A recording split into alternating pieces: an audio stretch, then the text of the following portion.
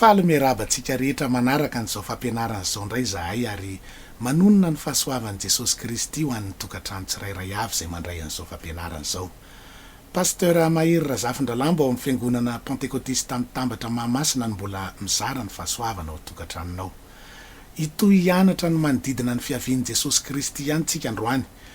Efa nianarantsika tamin'ny fampianarana teo aloha ny famantarana voalohany mikasika an'izany fiavian'ny Tompo izany. Dia ny amin'ny fanoharana nataon'i Jesosy Kristy ny amin'ny aviavy. Noharin'i Jesosy Kristy tamin'ny aviavy ny jiosy ao amin'ny Mateo 4:4-2:30.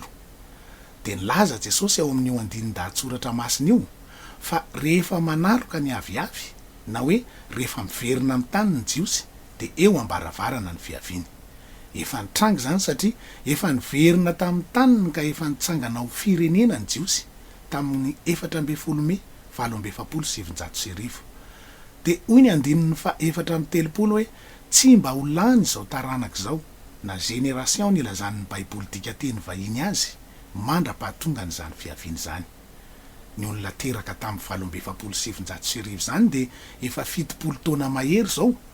Kanefa Jesosy Kristy teo nilaza fa tsy ho lany na tsy ho tapitra maty daholo izay olona velona tamin'izany dia tonga izany fiaviany izany. Ny zandriny indrindra amin'ireo anefa izao dia efa 70 taona mahery ho iaho teo. Dia raha maka repère amin'ny Baiboly ihany tsika dia 70 taona ny andro ny taonan'ny olona hoy ny Salamo 140:40. Ary raha tahiny mateza aza dia 80 taona. Hitanao amin'izany fa tena efa tongotra ny andro. Faminanian'Andriamanitra ny amin'ny fiaviany fa tsy faminanian'olombelona izany ry havana satria ny faminanian'olombelona mety tsy ho tanteraka fa ny faminanian'Andriamanitra tsy maintsy tanteraka na ino sika na tsy ino.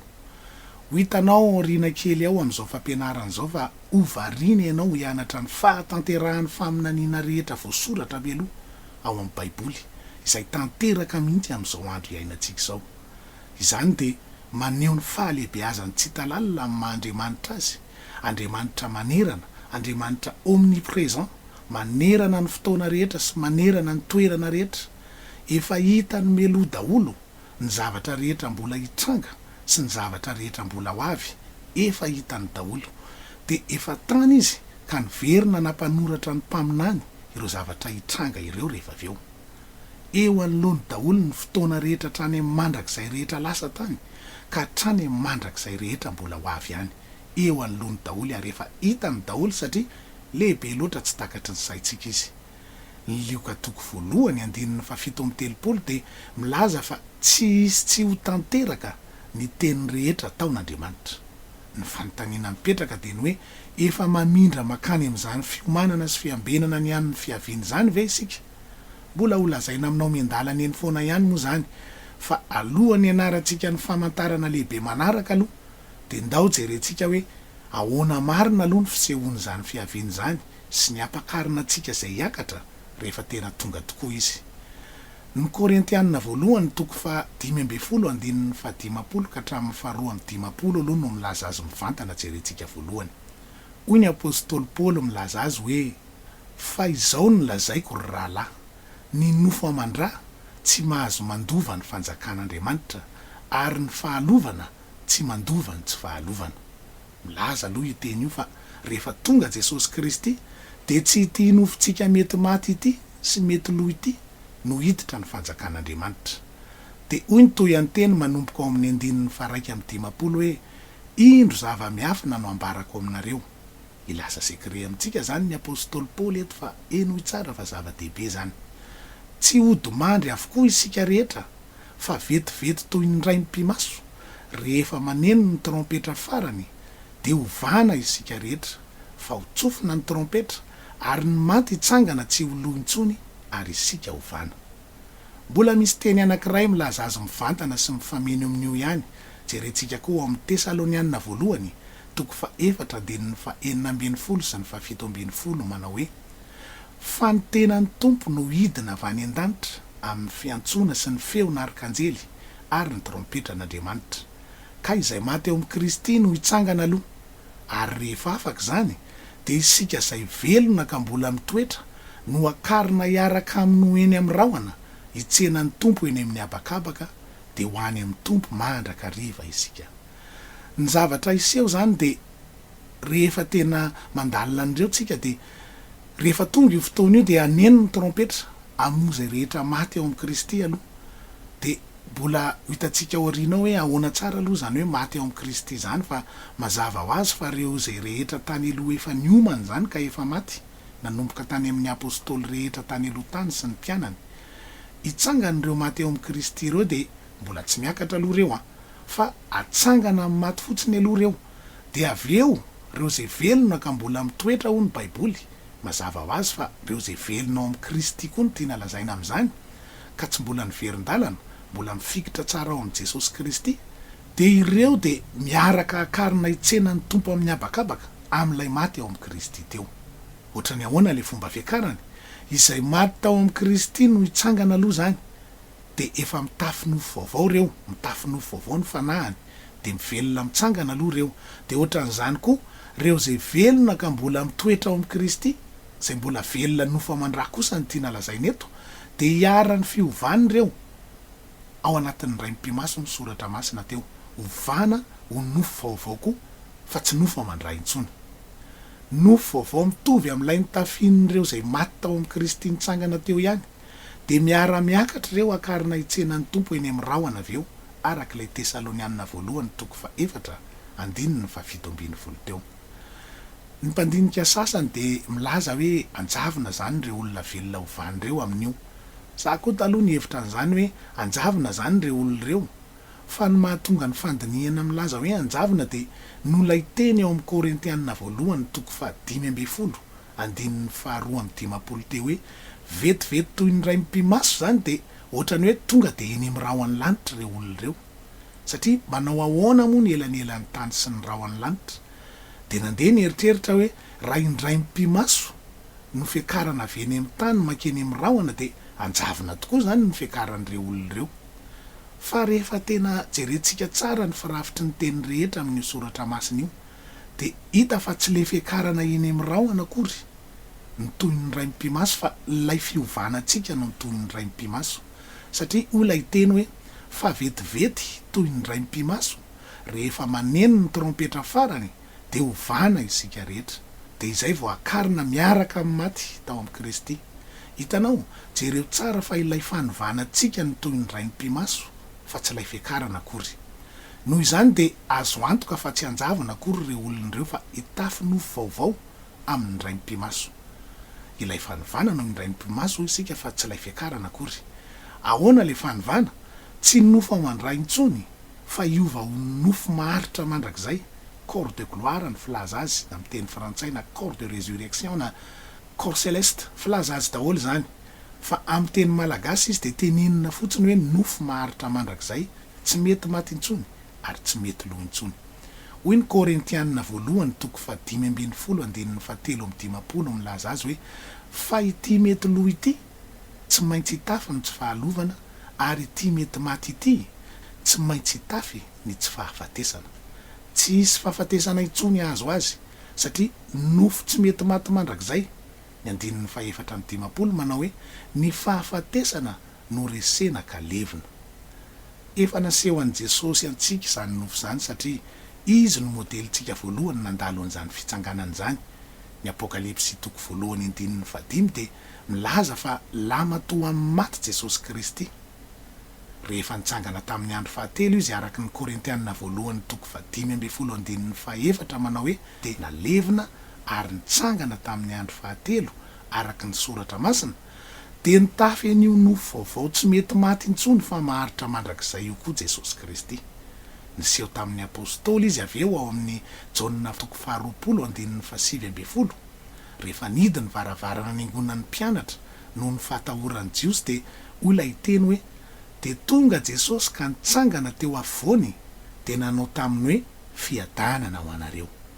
Io nofo io no hotafitsika hitsena azy eny amin'ny habakabaka sy hotafitsika mandrakizay miaraka aminy.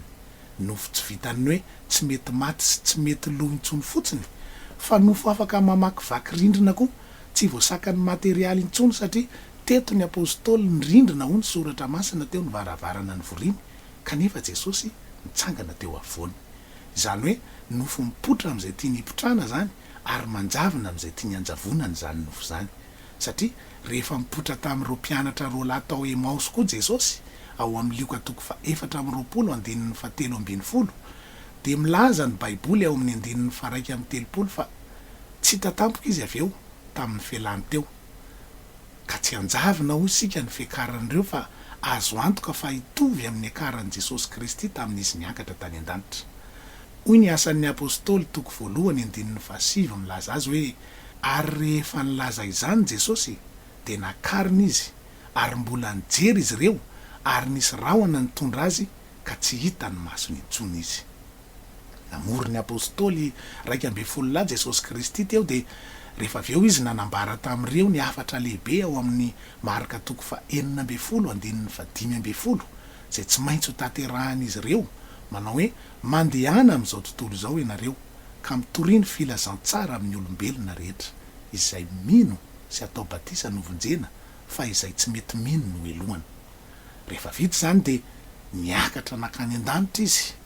Azonao an-tsaina ve zany hoe teo daholo Jesosy Kristy sy ny 2:12 de rehefa vita ny afatra lehibe napetraky Jesosy de niakatra moramora ny tongony niala tamin'ny tany satria nofo tsy voatazo ny ara-materialy fehezina intsony io, tsy voasaka ny rindrina sy ny varavarana ho sika tany aloha fa nofo ny lanitra, tsy azo ny gravité sy tonona intsony.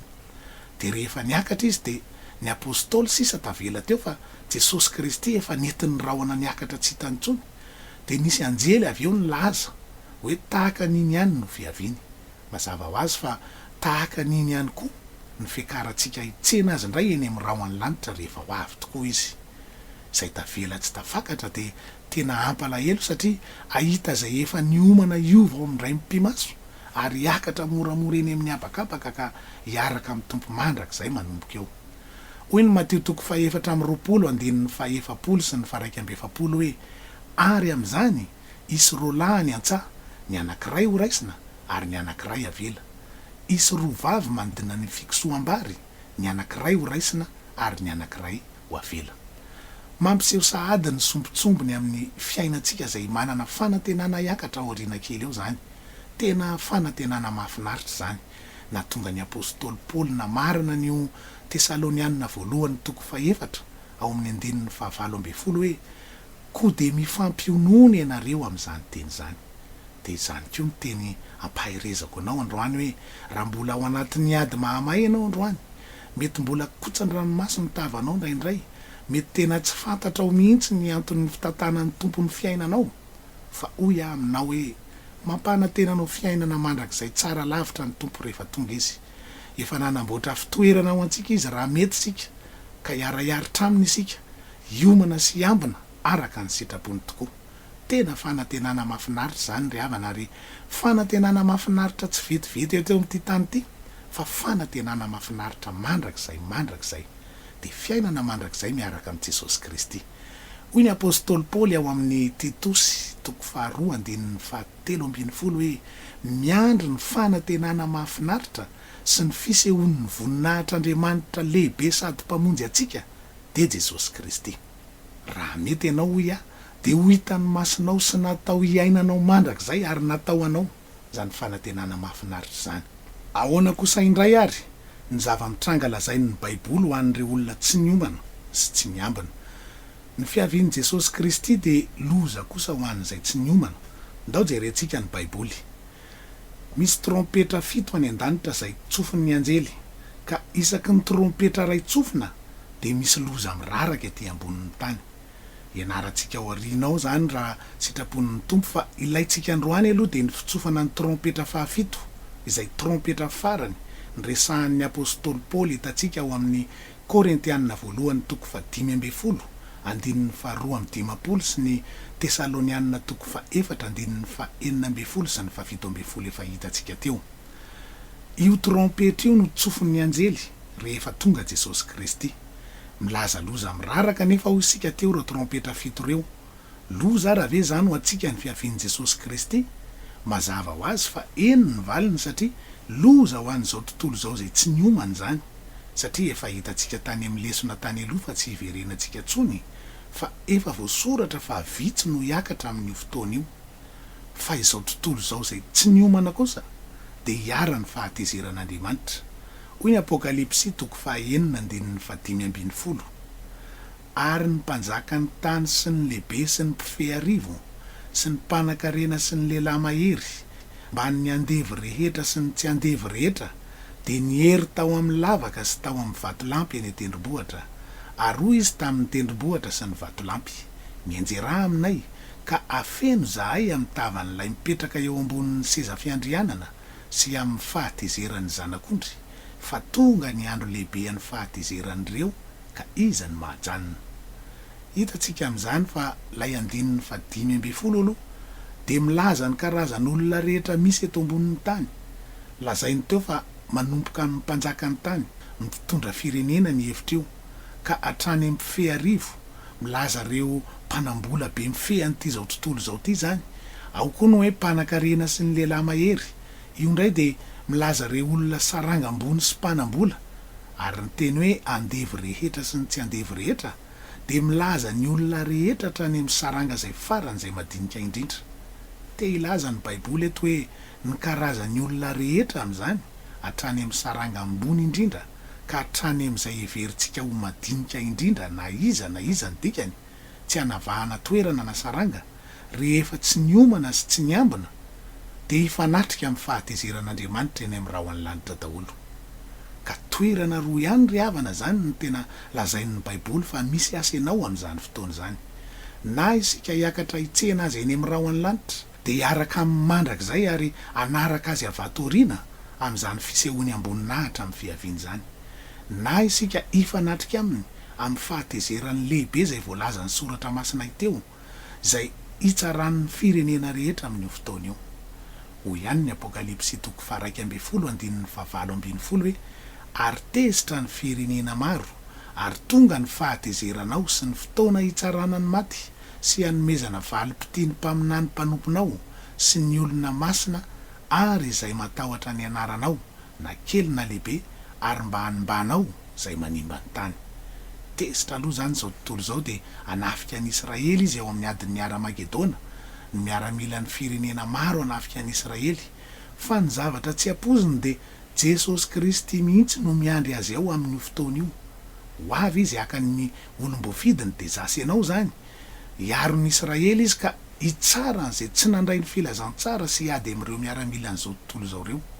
Mbola ho hitantsika aorianao ny tsipirian'izany aoriana kely ao raha sitrapon'ny Tompo, fa averinay foana fa tsy natao fampitahorana anao velively izao fampianarana zao ry havana, fa matoa natao de ho fampiomanana sy fampiambenana antsika, satria voasoratra ao anaty Baibolinao ny zavatra rehetra ho lazainato, ka tsy azontsika mba amboarina na hodiana tsy hita, satria izay voasoratra de tsy maintsy tanteraka ary ho hita ny masontsika rehetra tsy ho ely zany.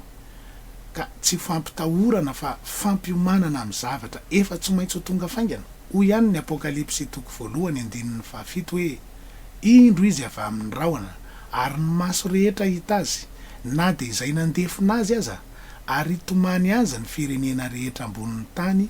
Eny, amen.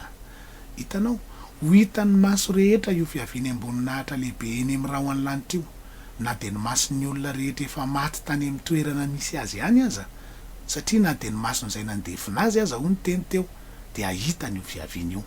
De hitomany azy ny firenena rehetra ambonin'ny tany ho ny Baiboly. Nahoana ny hitomany ireo firenena rehetra ireo? Satria ahita ireo olombonjena efa niakatra ny tsena azy eny amin'ny rahoan'ny lanitra izy ireo, ka ahita fa tavela tsy tafakatra izy, ka ahita ny fiavian'ny fahatezeran'Andriamanitra mifanatrika aminy. Fa ireo zay efa niomana tafakatra kosa efa lasa niakatra hitsena azy ary manaraka azy avy aoriana miaraka midina aminy amin'ny amboninahitra lehibe amin'ny fahatezeran'Andriamanitra lehibe ho an'ny olona eto ambonin'ny tany zay tavela tsy tafakatra. Hitantsika aorianao ny tena pitsopitson'izany rehetrarehetra zany ho tsika teo, fa nilazaiko hoe te ampiandohana fotsiny de ny voalohany indrindra apakatra atsika de ny fanahy masina zay ao anatintsika ihany. Ny Romanina 5:7 sy ny 1:20 no milaza an'izany. Hoy ny 1:20 hoe: fa ianareo tsy ao amin'ny nofo fa ao amin'ny fanahy, raha ny fanahan'Andriamanitra mitoetra ao anatinareo. Fa raha misy kosa tsy manana ny fanahan'i Kristy de tsy azy izy. raha misy tsy manana ny fanahany Kristy de tsy azy izy ho ny baiboly. Mila azo antoka zato isan-jato aloha zany ry havana fa manana ny fanahy masina tsika, satria rehefa tonga Jesosy Kristy de tonga izy akany azy. Isika tsy manana fahefana na kely aza ho afaka hanova ny tenantsika ao amin'ny ray mpimaso, zany hoe corps céleste na corps de résurrection, afaka hanova ny tenantsika ho nofo maharitra mandrakizay zany. Ary sika koa tsy manana fahefana afaka hoe hitsambikina hitsenan'ny tompo eny ambony eny, fa ny fanahy masina ao anatintsika zay ny raisitsika ihany no afaka manao an'izany fanovany zany. Ary zany nolazain'ny andinin'ny 1:12 amin'le Romanina 4:9 teo hoe ary raha ny fanahany zay nanangana an' Jesosy tamin'ny maty, ny fanahy masina io, no mitoetra ao anatinareo, de izay nanangana ny Kristy Jesosy tamin'ny maty, mbola ny fanahy masina ihany no tiana lazaina amin'izany, no amelona ny tenanareo mety maty amin'ny fanahany izay mitoetra ao anatinareo. Ny tiana lazaina amin'izany de ny hoe ny fanahy masina zay mitoetra ao anatinareo no anova ny tenanareo mety maty sy mety lo, zay nofo amandra io ho lasa nofo tsy mety maty sy tsy mety lo intsony. Hitanao, ny fanahy masina ihany no afaka anao an'izany fanovany zany. Rehefa tonga ho avy Jesosy Kristy zany de ny fanahy masina no anovany sy istonany atsika hitsena azy eny amin'ny habakabaka, satria Jesosy Kristy ihany ny fanahy masina. Hoy ny Korintianina 2:7-7 hoe ary ny tompo izany fanahy izany, ary zay itoerany fanahiny tompo no itoerany fahafahana. Tadidiko tamin'ny mbola kely rehefa milalao andremby ao anaty vovoka zay de stomin'ilay andremby daholo ny politika vy kely rehetra ao anaty vovoka ao amin'io tany io. Asinareo raha nanao an'izany tamin'ny mbola kely de mino afa ohatran'izany koa io fiavian'i Jesosy io, ny fanahy masina no ohatran'ny andremby be misitona zay misy ny fanahy masina ao anatiny ihany hiakatra ho eny amin'ny rahon'ny lanitra hitsenan'ny tompo eny amin'ny habakabaka. Mbola misy teny malaza azy ao amin'ny Timoty 2:7 manao hoe kanefa ny fanorenana mafy nataon'Andriamanitra de miorina tsara sady manana izao tompo kase izao. Ny tompo mahalala ny azy, ary koa aoka ny olona rehetra izay manonona ny anaran'ny tompo hiala amin'ny ratsy. Ny fibebahana miala amin'ny ratsy fanao aloha zany no atao voalohany indrindra mba hidira ny fanahy masina ao anatintsika. Jesosy tsy hiditra ao anatin'ny olona maloto na mpanota izany satria Andriamanitra masina izy, fa mpanota mibebaka vonona hiala amin'ny ratsy fanaony no hidirany. Tonga ho an'ny olona mibebaka izy fa tsy tonga ho an'ny mpanota amin'ny lalaota sy mifikitra amin'ny otany.